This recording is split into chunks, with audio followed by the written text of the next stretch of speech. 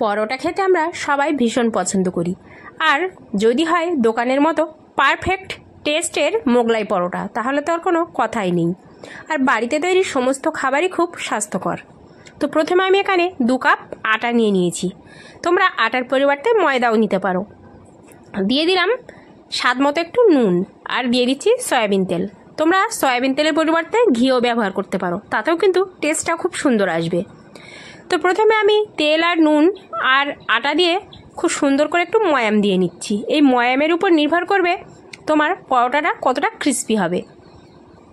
তারপর সময় নিয়ে একটু ময়ামটা দিয়ে নিচ্ছি। তারপর অল্প অল্প পানি দিয়ে স্মুথ একটা ডো তৈরি করে নেব। পানিটা বেশি দেওয়া যাবে না একেবারে, তাহলে ময়ামটা কিন্তু খুব ডোটা নরম হয়ে যাবে। তো আমি অল্প অল্প পানি দিয়ে ডো তৈরি করে নিচ্ছি। আর তোমরা যদি আমার চ্যানেলে নতুন হয়ে থাকো, প্লিজ চ্যানেলটা সাবস্ক্রাইব করে বেল বাটনটা প্রেস করে রাখবে, যাতে করে ভিডিও আপলোড করার সাথে সাথেই তোমাদের কাছে নোটিফিকেশন পৌঁছে যায়। আর ফেসবুক পেজ থেকে দেখলে পেজটাকে ফলো করে পাশে থাকবে। এরকম সহজ সাধারণ আরও অনেক নিত্য নতুন রেসিপি আছে আমার পেজে, তোমরা চাইলে সেগুলো দেখে আসতে পারো। আমার এখানে ডো তৈরি করা হয়ে গেছে। এই পর্যায়ে আমি একটু রিফাইন তেল ব্রাশ করে রেস্টে রেখে দিচ্ছি আধা ঘন্টার জন্য। এখানে নিয়ে নিয়েছি 2টো ডিম। তোমরা চাইলে ডিমের পরিমাণটা বাড়িয়ে নিতে পারো। একদম মিহি করে কুচে রাখা টমেটো, কাঁচা লঙ্কা, পেঁয়াজ আর ধনিয়া পাতা পরিমাণটা আমার কাছে একটু কম হয়ে গেছে, তোমরা চাইলে একটু বাড়িয়ে দিতে পারো। দিয়ে দিচ্ছি স্বাদ মতো একটু নুন, আর তারপর খুব সুন্দর করে এটাকে মিক্সড করে নিচ্ছি। নুনের ক্লিপটা নিতে ভুলে গেছিলাম, তোমরা অবশ্যই নুনটা ব্যবহার করবে। তা এই পর্যায়ে আমি এটাকে মিক্সড করে একটা সাইডে রেখে দিচ্ছি। তারপর আমার আধা ঘন্টা হয়ে গেছে। এবার ময়দাটা নিয়ে আমি খুব সুন্দর করে আটাটা নিয়ে আমি খুব সুন্দর করে আবারও একটু ময়াম দিয়ে নিচ্ছি। তারপর এরকম রোল করে নিচ্ছি। তারপর আমার পরিমাণ বুঝে আমি লেচি কেটে নেব। আর এই লেচিগুলো কাটতে হবে আমরা যেরকম রুটি তৈরি করি, রুটির যে ডো আমরা কাটি তার তুলনায় এটা একটু বেশি বড় করে কেটে নিতে হবে। তোমরা অবশ্যই রুটির ডোয়ের থেকে এই ডোটা একটু বড় করে কেটে নেবে। আমার একে একে সমস্ত ডো কাটা হয়ে গেছে। এবার সবগুলোকে আমি একটা সাইডে রেখে দেব। দিয়ে একটা ডো নেব, নিয়ে একটু ময়দা ছড়িয়ে সেটাকে সুন্দর করে বেলে নেব। আমি এখানে এটা আটা দিয়ে বেলে নিচ্ছি। আর এটা একটু বড় করেই বেলে নিতে হবে।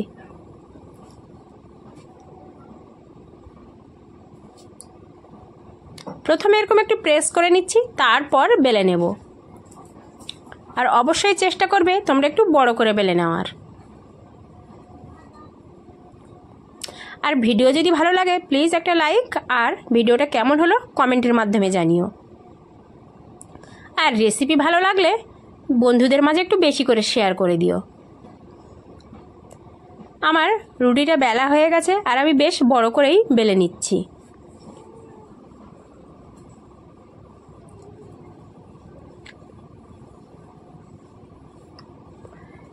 তোমরা পারফেক্ট মোগলাই পরোটা তৈরি করতে চাইলে এই রেসিপিটা ফলো করতে পারো, তাহলে এরকম দোকানের মতো পারফেক্ট স্বাদের মোগলাই পরোটা তৈরি হয়ে যাবে।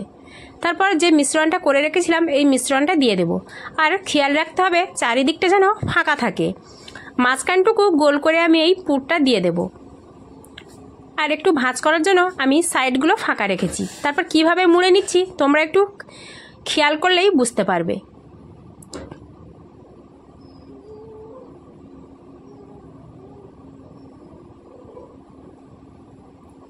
এরকম আলতো হাতে পুরটা দিয়ে এরকম সুন্দর করে ভাঁজ করে নিতে হবে।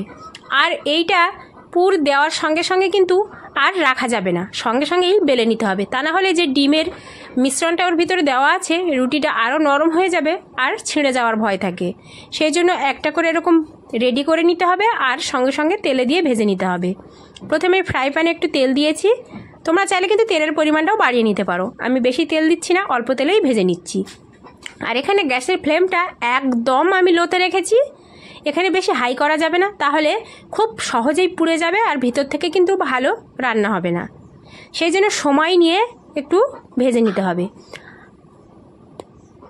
আর তোমরা অবশ্যই চেষ্টা করবে সঙ্গে সঙ্গে তৈরি করে নিয়ে ভেজে নেওয়ার। আবারও বলছি, এটা কিন্তু তৈরি করে রেখে দিলে রুটিটা নরম হয়ে যাবে, আবার যখন তুলে তুমি কড়াইয়ে দিতে যাবে তখন কিন্তু ছিঁড়ে যাওয়ার ভয় থাকবে। তো আমি 1 থেকে 1.5 মিনিট এরকম ভেজে নিয়েছি। তারপর আর একটা পিঠ এইভাবে উল্টিয়ে দিচ্ছি 2টো চামচের সাহায্যে। তা না হলে তেল ছিটকে গায়ে আসার ভয় থাকতে পারে, তাতে ক্ষতি হতে পারে। একটু সাবধানের সহিত এই কাজটা করার চেষ্টা করবে।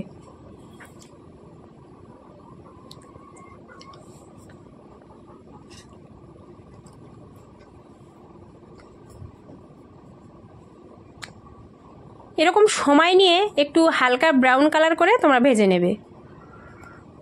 আর অবশ্যই গ্যাসের ফ্লেমটা লো রাখার চেষ্টা করবে। দেখতেই পাচ্ছ কতটা সুন্দর কালার চলে আসছে। তোমরা চাইলে অবশ্যই আরও বেশি করে তেল দিয়ে ভাজতে পারো।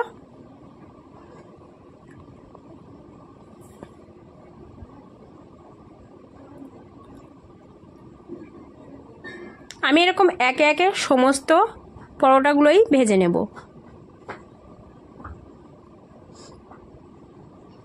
দেখো কালারটা কতটা সুন্দর এসেছে।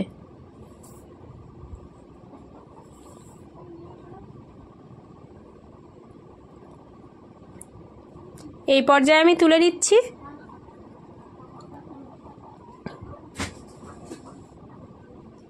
আমার একটা রুটি ভাজা হয়ে গেছে।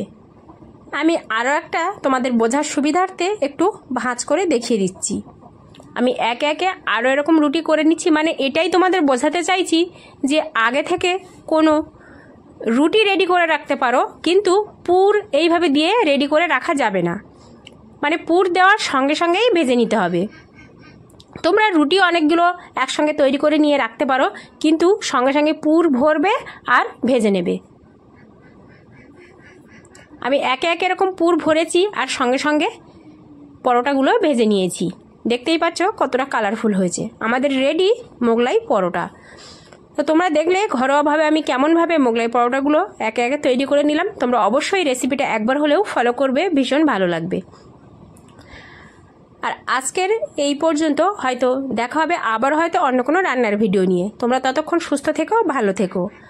আর ভিডিওর প্রথম থেকে শেষ পর্যন্ত যারা আমার সঙ্গে ছিলে তাদেরকে জানাচ্ছি অসংখ্য ধন্যবাদ। আমি তোমাদের একটু কেটে দেখাই যে কতটা সুন্দর হয়েছে ভিতরটা আর কতটা সুন্দর সিদ্ধও হয়েছে। অনুরোধ রইল একবার এই রেসিপিটা ফলো করার। আর রেসিপি তৈরি করার পর তোমরা আমার সঙ্গে ফটো শেয়ার করতে পারো। আজকের এই পর্যন্ত। আসসালামু আলাইকুম। দেখা হবে পরবর্তী অন্য কোনো রেসিপিতে।